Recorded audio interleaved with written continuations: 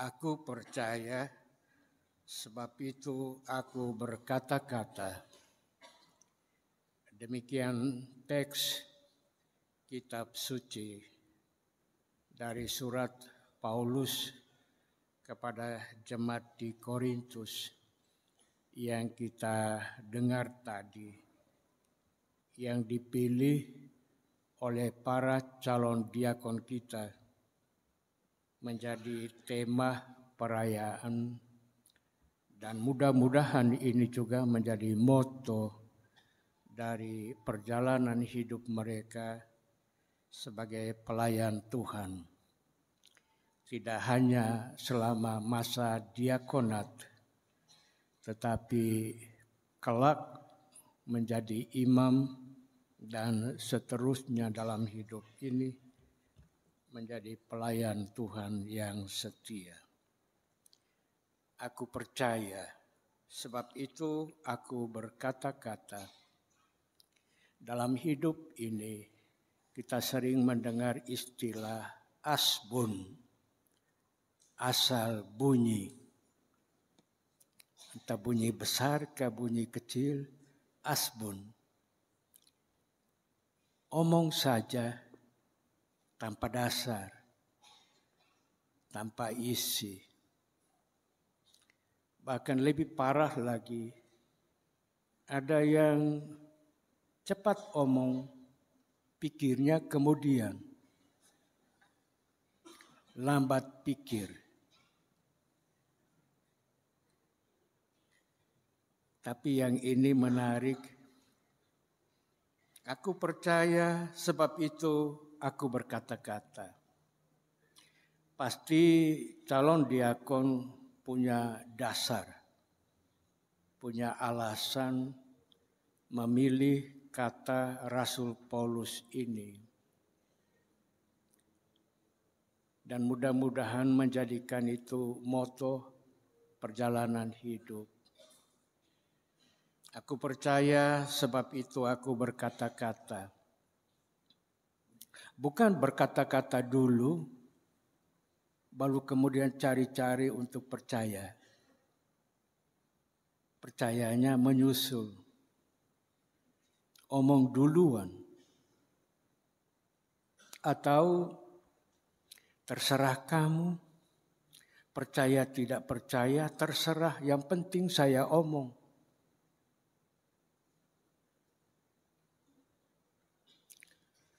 Santo Paulus kita tahu mempunyai pengalaman hidup yang menarik. Mudah-mudahan pada kesempatan istimewa ini semua kita kembali dinasihati oleh Santo Paulus dalam hidup kita. Tidak hanya kepada para diakon, tapi kepada kita semua. Bagi Paulus, hal yang sangat penting dan mendasar dalam hidup adalah iman. Iman kepercayaan.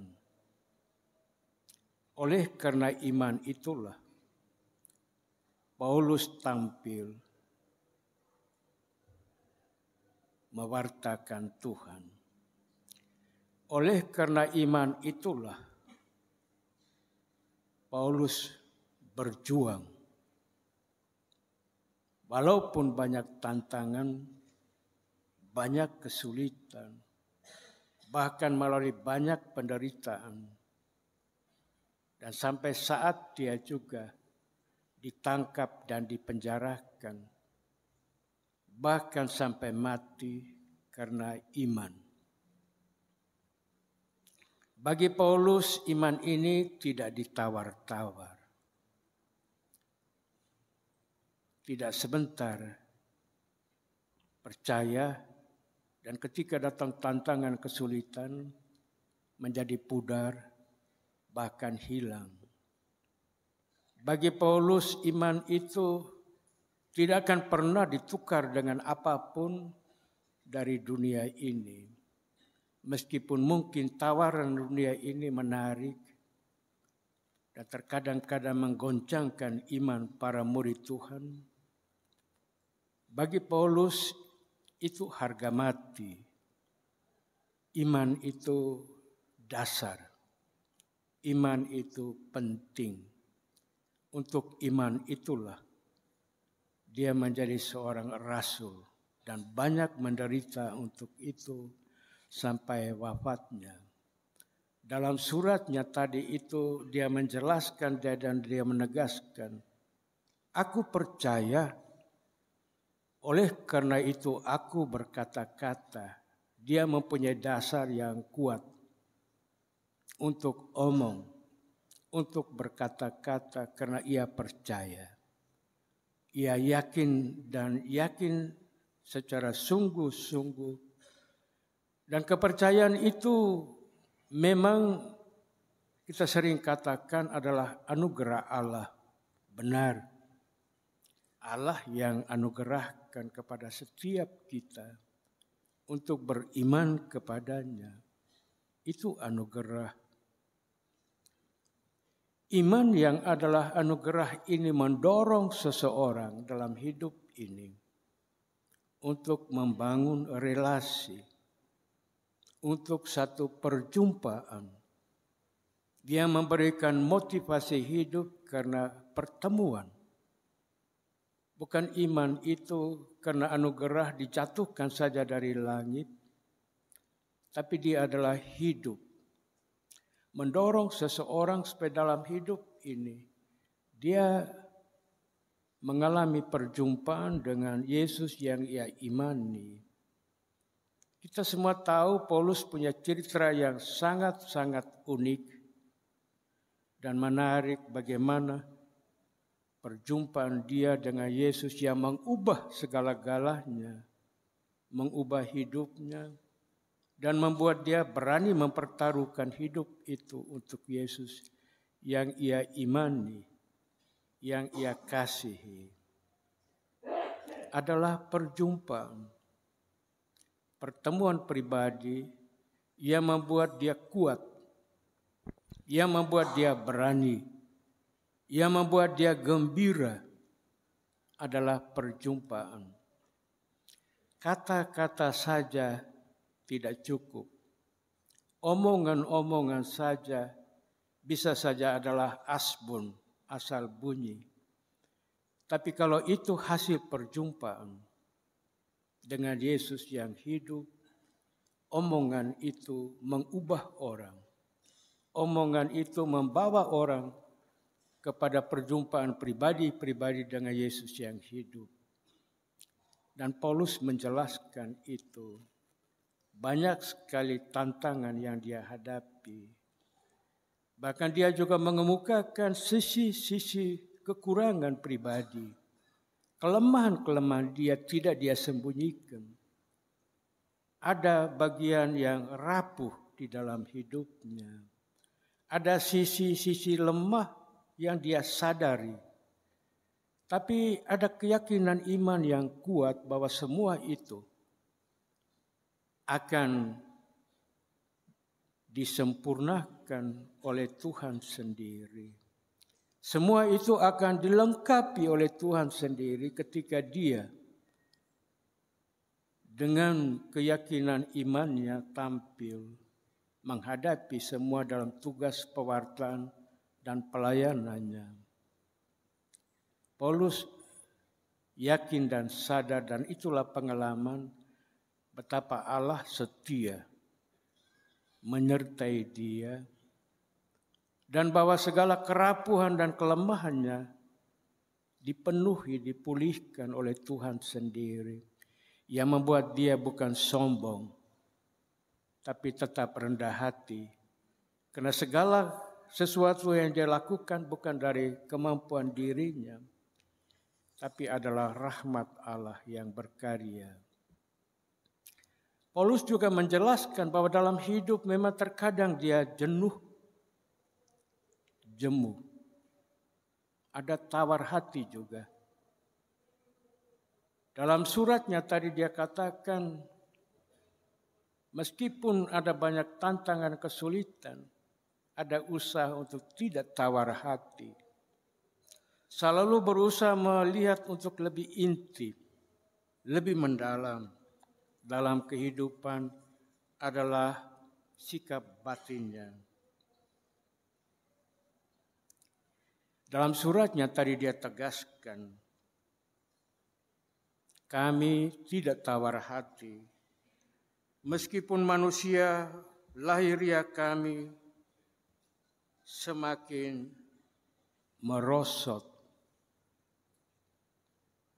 namun manusia batiniah kami dibaharui dari hari ke hari. Sebab penderitaan ringan yang sekarang ini mengerjakan bagi kami kemuliaan yang kekal. Ada pembaharuan hidup dari hari ke hari, sehingga tidak jatuh di dalam kejenuhan, kebosanan, bahkan pada keputusasaan dari hidup di dalam tugas pengabdian dan pelayanan. Melihat segala sesuatu tidak sekedar pada permukaan. Ada refleksi yang lebih mendalam dalam hidup ini. Juga dalam karya pengabdian dan pelayanan. Bagi kita semua tentu banyak sekali kita terlibat dari banyak kegiatan dan pekerjaan-pekerjaan pengabdian dan pelayanan. Ya, sebentar lagi para diakon diberi kepercayaan yang khusus lewat tabisan.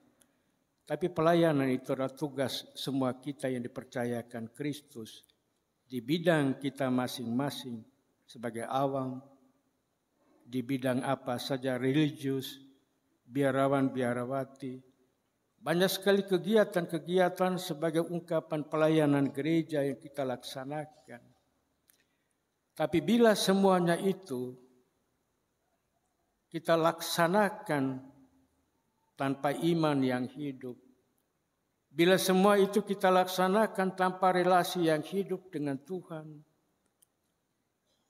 pada saatnya kita akan letih, jenuh, bosan. Maka perlu seperti Paulus katakan, perlu dibaharui terus-menerus hati kita, dari tiap-tiap hari dibaharui roh iman kita, sehingga kita tetap bersemangat. Para calon diakon yang terkasih, sebentar lagi menerima urapan satu kepercayaan resmi dari Tuhan lewat gereja untuk menjadi seorang pelayan. Diakonia, pelayanan gereja, mengekspresikan bahwa inilah tugas dari seluruh anggota gereja yang saat ini dipercayakan secara khusus kepada pelayanan diakonia seorang diakon. Sehingga melalui pelayanan ini semua kita disatukan. Semua kita diingatkan dan disadarkan bahwa pelayanan ini adalah tugas gereja, murid-murid Tuhan. Dipanggil untuk melayani siapapun dia, di keluarga, di tengah masyarakat, sebagai seorang politisi, seorang bekerja sebagai birokrat, seorang religius, siapapun dia, kita semua terlibat di dalam pelayanan gereja. Dan ketika tabisan seorang diakon menegaskan bahwa pelayanan itu penting, dan seorang diakon sebagai pelayan khusus, dan nanti kalau menjadi imam, dan kita harapkan menjadi imam kemudian, pelayanan tertabis adalah pelayanan-pelayanan yang mengekspresikan pentingnya pelayanan gereja menjadi panggilan semua orang yang terwujud dalam kesaksian hidup seorang tertabis. Dan mudah-mudahan dengan tabisan ini seorang diakon dan bahkan siapapun yang ditabiskan, pelayanannya menjadi lebih unggul, menjadi kesaksian. Maka di sana bagaimanakah contoh dan teladan Kristus yang rendah hati, yang datang kita sering mengulang terus-menerus, bukan untuk dilayani, melainkan untuk melayani. Dan kalau ketika kita melihat seluruh hidup kita, bahkan orang yang tertabis, siapa yang tidak pernah dilayani dalam hidup ini? Hampir semua hidup dengan dilayani. Kalau demikian dia harus menjadi lebih sadar. Kalau saya yang sering omong seperti Kristus, aku datang bukan untuk dilayani, tapi dalam kenyataan banyak yang melayani saya. Saya harus jauh lebih dari itu. Mempersiapkan diri, memberi diri untuk pelayanan, untuk pengorbanan. Karena sayalah yang ditabiskan secara khusus untuk itu. Kita berdoa semoga diakon kita dan semua kami yang tertabis berjuang terus-menerus dalam hidup ini untuk memberikan pelayanan. Dan mudah-mudahan dan kita doakan menjadi lebih unggul. Beri diri sepenuhnya dengan riang gembira, rela menderita, rela berkorban, dan juga rendah hati dalam tugas pelayanan ini. Mari kita doakan calon diakon kita yang sebentar lagi akan ditabiskan menjadi diakon. Amin.